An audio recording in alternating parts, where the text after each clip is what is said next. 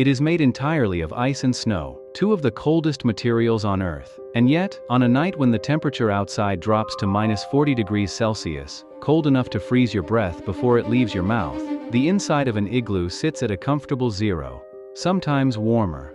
How does a house built from frozen water keep you from freezing to death?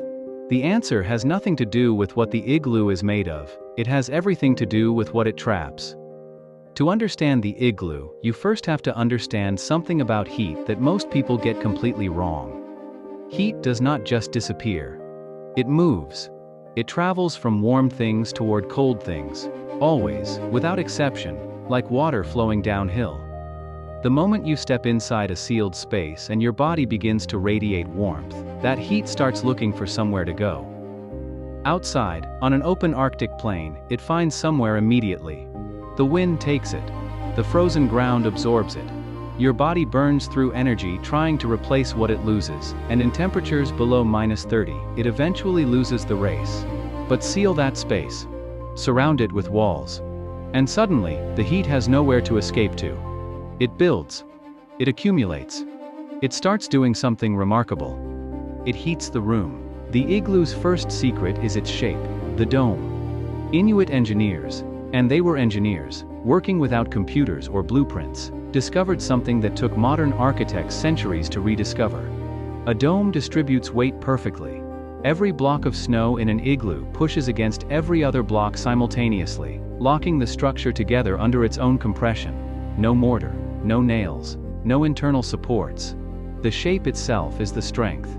A properly built igloo can hold the weight of a fully grown polar bear standing on its roof, roughly 450 kilograms, without collapsing. Not because the snow is strong, because the dome is. The most sophisticated load-bearing structure in architecture was perfected by people living in the Arctic, thousands of years before the Romans built their first arch. The second secret is the snow itself. And this is the part that surprises almost everyone.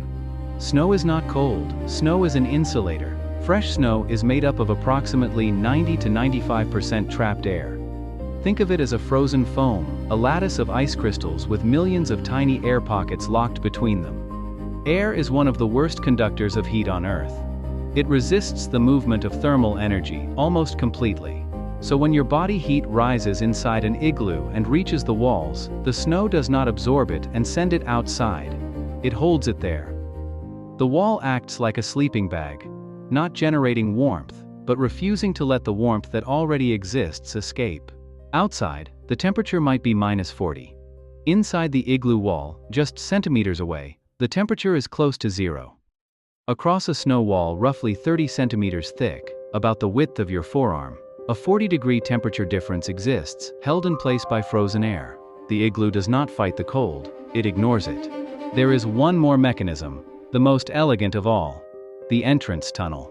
Every igloo is built with a long, low passage that forces you to crawl to enter.